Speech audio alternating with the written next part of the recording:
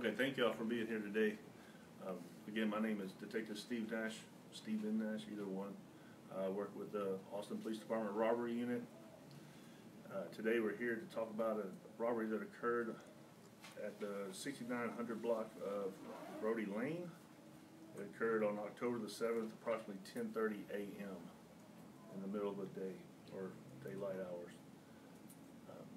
In this incident, a woman was walking out of the APD with her young child, and as she was walking through the parking lot, an individual walked up to her and demanded her money. The individual told her that if he did not get her money, or if she did not turn over her money, that he would kill her and her baby, her child. In that case, the woman was able to turn around and run back to the safety of the public, where it's a more populated area towards the front of the store. We're asking the public's assistance to help us try to locate this individual. It's considered a robbery by threat. It is a felony. It's a second-degree felony in the state of Texas, and we consider this a pretty serious matter as a robbery detective. Detective, did this individual, was this man armed? So in this case, he did not display a weapon, but we cannot confirm if he's armed or not at this point. So you say the robbery occurred outside of the parking lot. The video shows he was inside. Was there any sort of threat made inside, or where did we get this video from? Okay, during the course of the investigation, we learned that he was inside the store prior to the robbery. He left the store, and that's when the two parties met up out in the parking lot. And when I say met up in the parking lot, it wasn't a conjugal, or it wasn't a planned meeting. I don't want anybody to misunderstand that. So it was in the parking lot, not at the intersection of Brodie and when kind of in the parking lot area of the HEB? Correct. In the parking lot of the HEB. You mentioned in the report that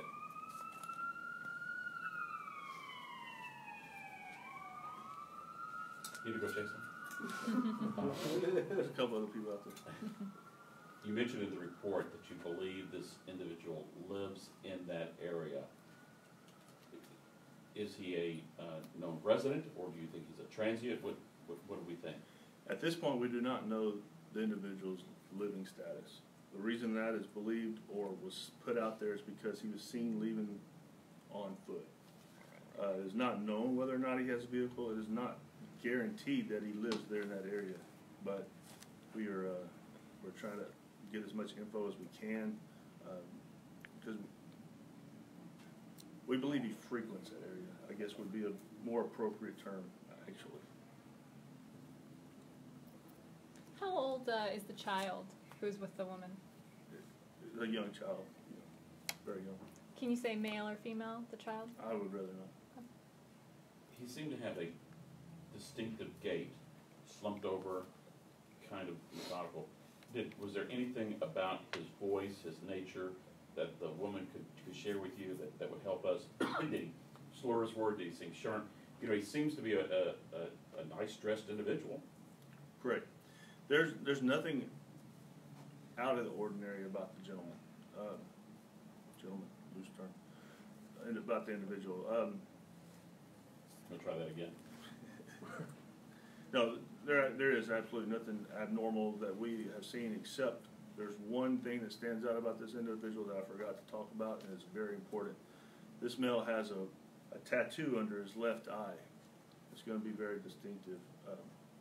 Although they're fairly common, but you add all this together, it's going to help the public give us some information on this individual. I'm glad you brought that up.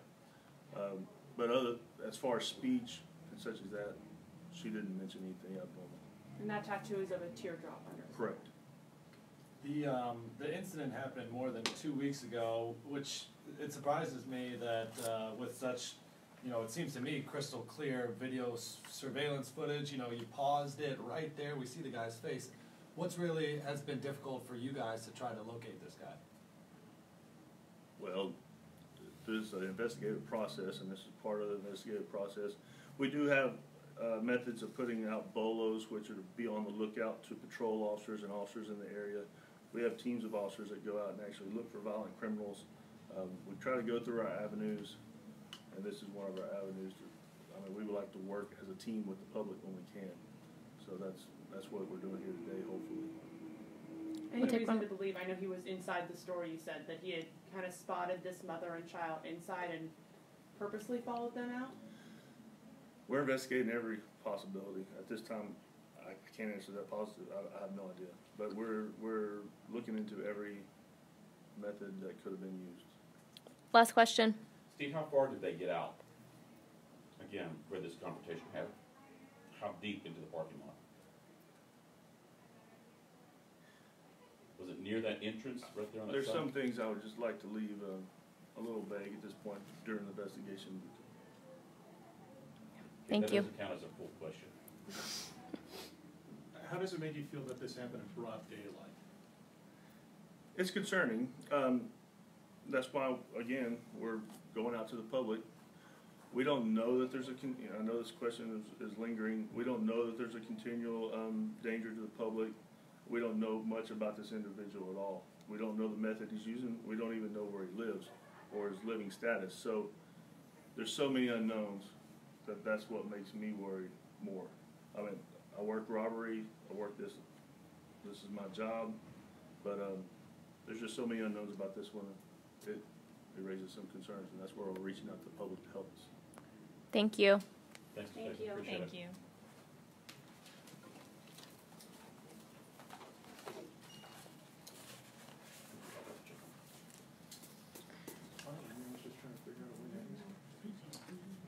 Well, I'll be using that.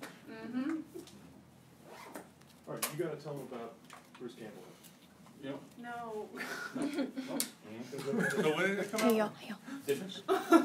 He does. Did you ever see Xena, the Xena the Warrior Princess TV show? I did. Hercules. Can't get this to turn off, guys. They're Kind of still, campy, over the top. they're still silliness rolling. kind of stuff.